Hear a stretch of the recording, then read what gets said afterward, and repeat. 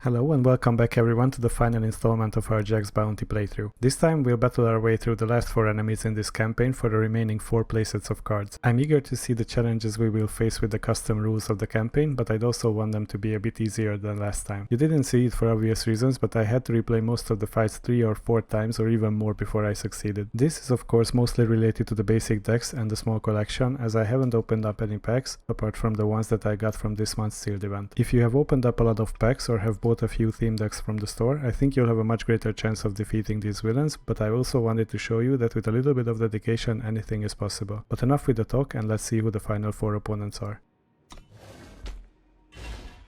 In this line of work, you earn your share of nightmares.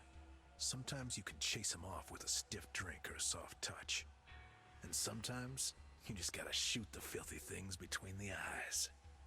Okay, so the mission rule says that the nightmares will call upon the victims of your past. I think this will probably be some kind of a void synergy, so something will be resurrected, but that's just a guess. So I'm guessing I want to bring my modified Firestarter deck for this. Okay, so let's see if we can defeat this. I like my starting hand. I think this should be enough to handle anything that they can throw at us. Killers! Killers! Tormented by the ghosts of your victims.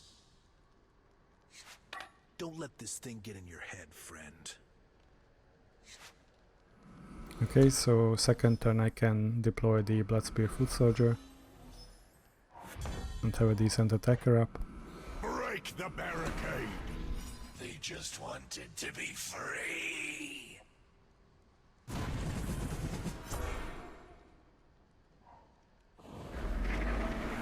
It's a ticking grenadine. And it also gets sacrificed immediately, which is a plus for us because now I can attack past for 3 damage. But sadly for us we didn't draw any sigils, so the Mercenary Vanguard stays in our hands. But this means that I will pump my soldier just to have a little bit of extra damage in. I think I need to rush his HP down as fast as possible, otherwise he threatens to take over the game with a bunch of units. Bring it on! Now I would really like to draw another sigil. Okay, so he's summoning a unit, make it 2. Dead or alive, huh?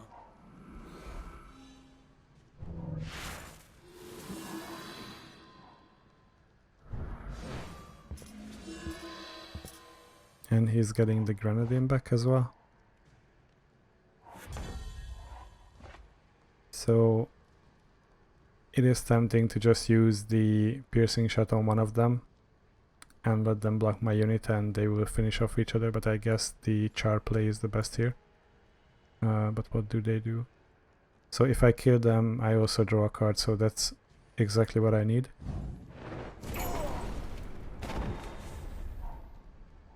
Another Magma Javelin. I would really love a sigil for myself, thank you. But the game just doesn't want to listen to me. So we're already down to 62 cards and we managed to draw basically 2 sigils out of the 25. I love the shuffler in this game, it's so awesome. It's either you are flooding and don't draw anything else, or you just never draw any sigils.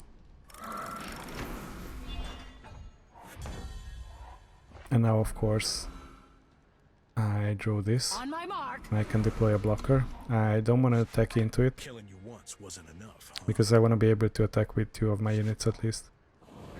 But now with the bailiff that will be problematic as well.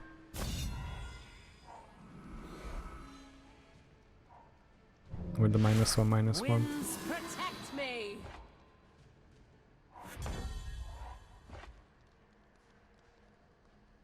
And unfortunately this means that I would need to do some drastic things here. Maybe it is best to use piercing shot here. Or let's just deploy a Blood Spear Foot Soldier first and see how the enemy reacts to this. But yeah, with another sigil we would be so far ahead on board. Yeah, that's unfortunate. We can't do anything about that. And now what we can do is just basically get rid of him. Deploy another soldier, and if we attack with both of our creatures, he will also receive 2 damage.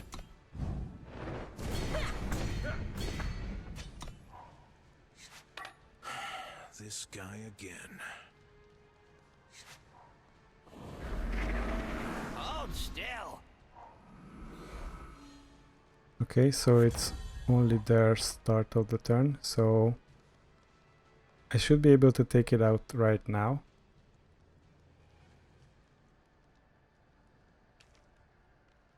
Or I could do just this. And this way he pretty much must block one of my units. And I will be attacking with these 2, just to be safe. Okay, flying doesn't change anything, unless it gets transformed the next turn. And I will have an answer to their face if they don't put up an Aegis. Okay, of course he transforms himself into a 5/5 first, even though I had 3 units. But we will get around this by just going face. You can't escape your past. And we managed to defeat it.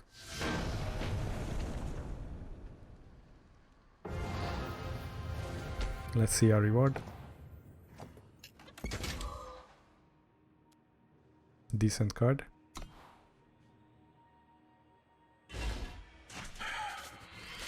Bounty gets high enough, the competition crawls out of the woodwork. Maybe I should have mentioned the one on me. One little mix-up in Argentport and suddenly every skunk with a sidearm fancies himself a bounty hunter. Amateurs. Okay, so this is related to armor, so basically whatever we do, he'll always have 2 armor. Because if we manage to damage the armor, it will just grow back basically. So I think we should stay at this aggressive play, even though it runs out of gas pretty fast.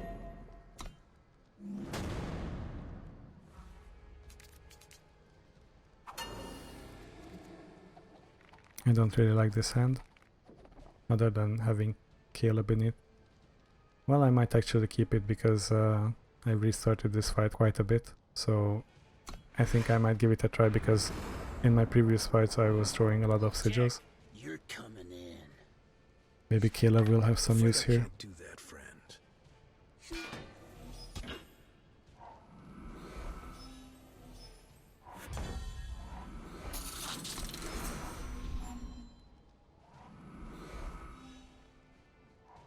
Rule number 1, don't drop your tools. We'll have to hit him hard if we want it to stick. Let's see if they are willing to block. Of course they aren't. Break the barricade.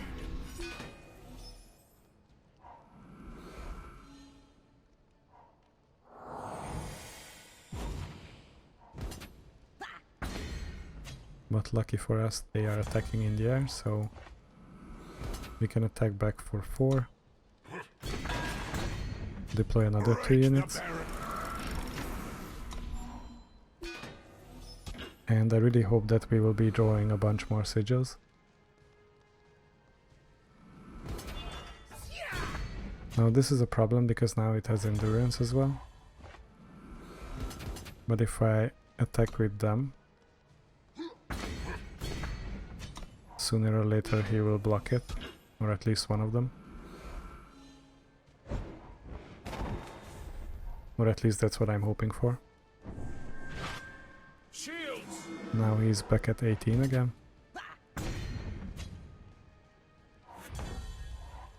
And I'm pretty much relentlessly attacking here, so I might as well just send in the team. Just to have some more damage. always bring But a that would knife to a mean that I will gunfight. probably lose my Blazing Renegade.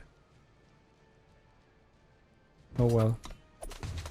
Think And they you also can have ambush, escape so me? I will lose more units than that.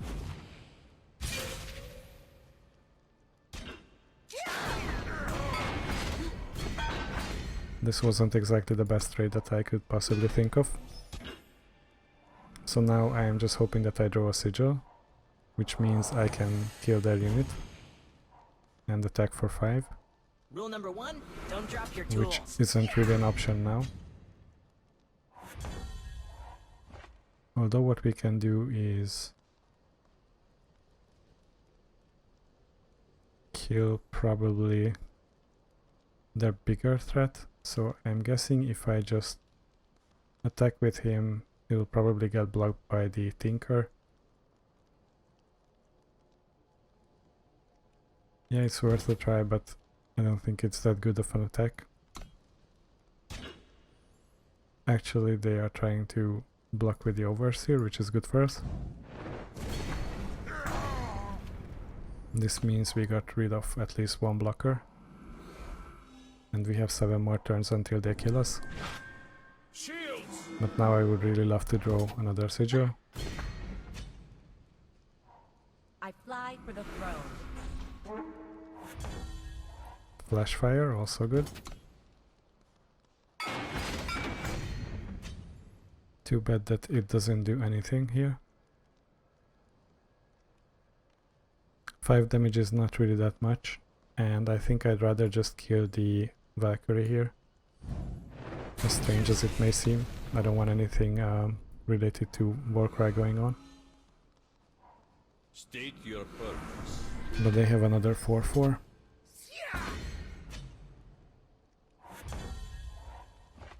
On my mark. So this is a problem, because now I can't attack with them to get a bonus from the Mercenary Vanguard. I need to keep everyone behind just to block this. Just reattach this. Or maybe I could just chum block here. And see if we draw another sigil for the hammer. And maybe this way we'll bring them down a little bit.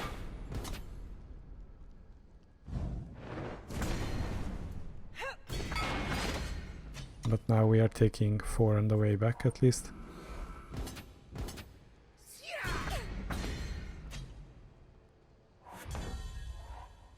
I think this is a little bit too late now. Your move.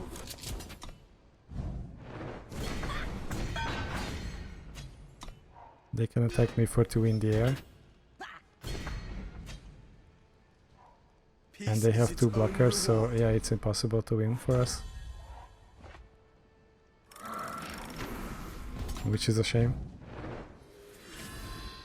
Or maybe this is our lucky chance, because I didn't think about Caleb's ultimate that lets me draw a weapon. So yeah, we are still in the game. And let's hope that it stays this way. Rule number 1, don't drop your tools. But now I don't want to attack into the unit, because that would mean that I will lose the game. So if I attack with only 2, it will deal also 2 damage. But I think it's better just to send everyone.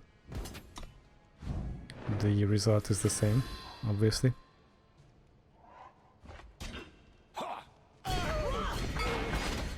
And I managed to win in a clutch. I owe you one. I totally forgot about Caleb's ability here. So this pretty much saved us the game at 1 HP. And what's the reward? This is the Cambrai Emissary, so yeah, this is a pretty decent card for a Cambrai deck. Things are heating up with the price of the pin, and I need to lay low for a while. Word is the Cabal is getting in on the action, and they ain't nearly so fussy about taking their targets alive. Time for a chat. Okay, so the third game is that the Countess plays a knife jack at the start of each of her turns. I don't know what a knife jack is, so we should see it. And let's keep on continuing with the streak.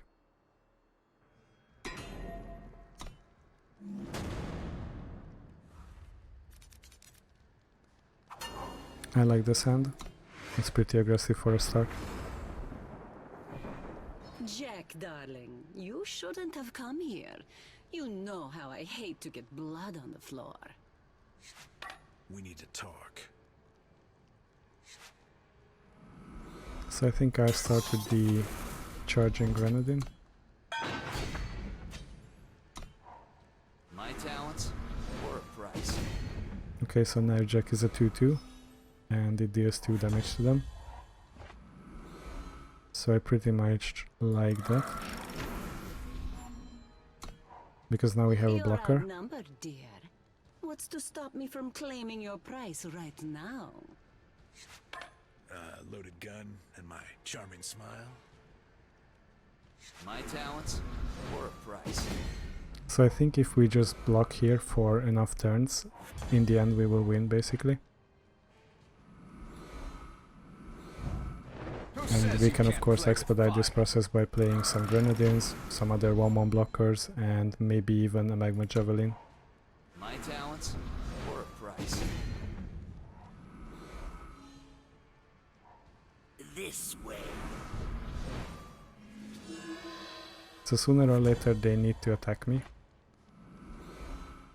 But until then I think what I can do is just kill one of them with the javelin. And this way we have a blocker for at least one. I mean a profitable blocker. And we can also kill one more if we do it like this.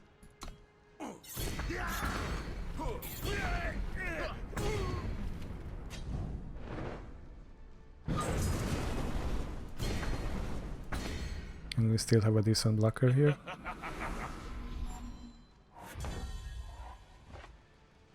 And we can also play Char here. So I think I like that line of play.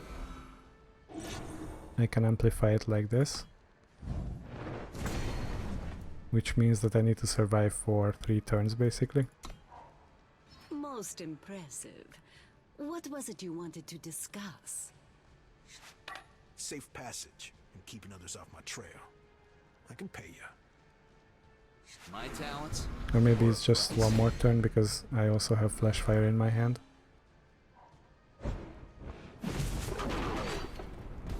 So we are taking 6 now.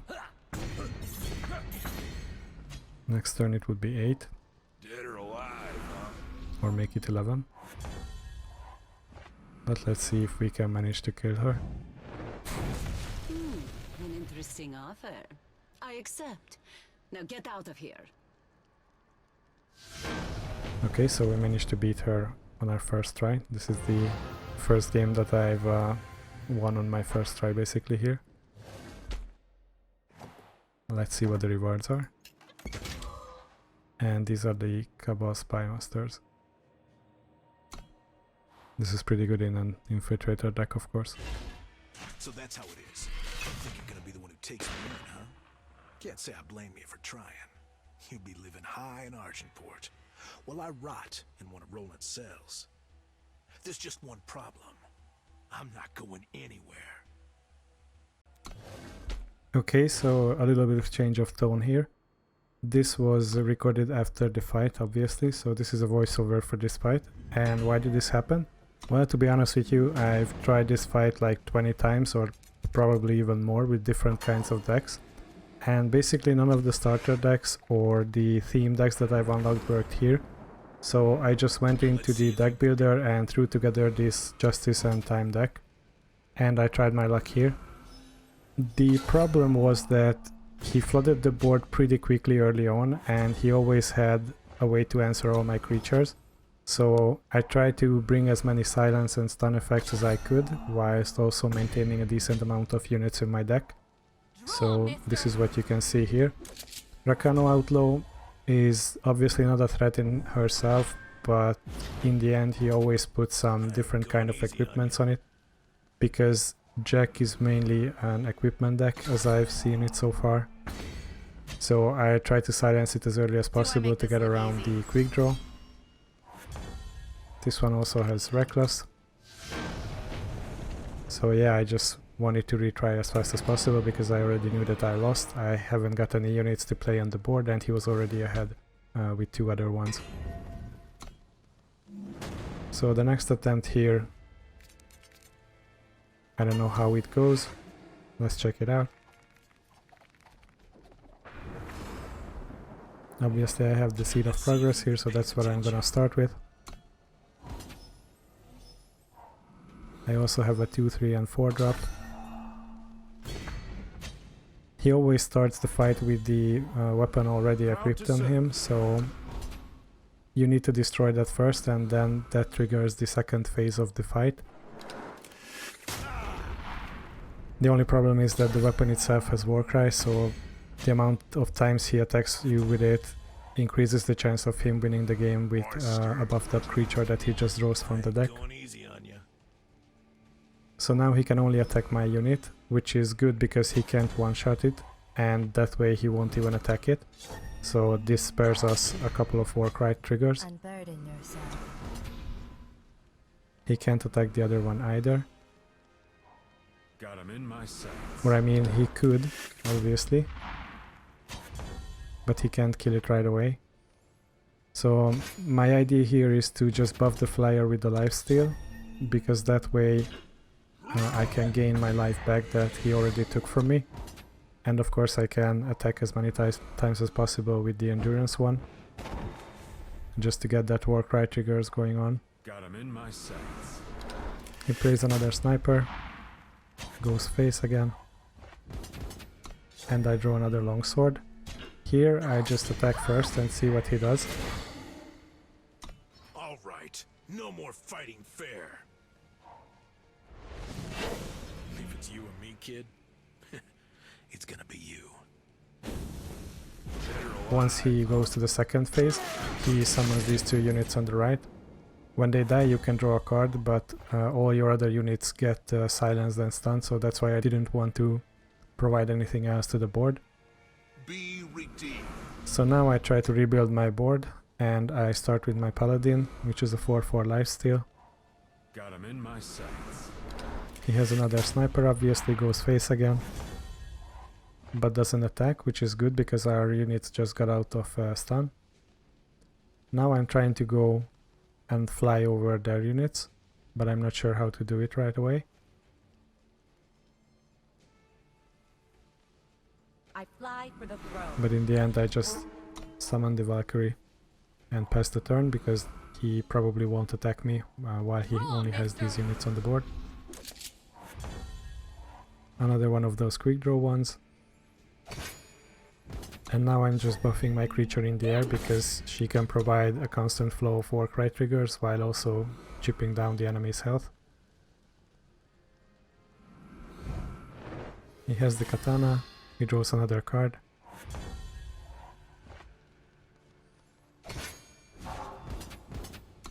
Luckily I can give flying to my paladin, so I will be stealing a little bit of life and chip away at his health even more so.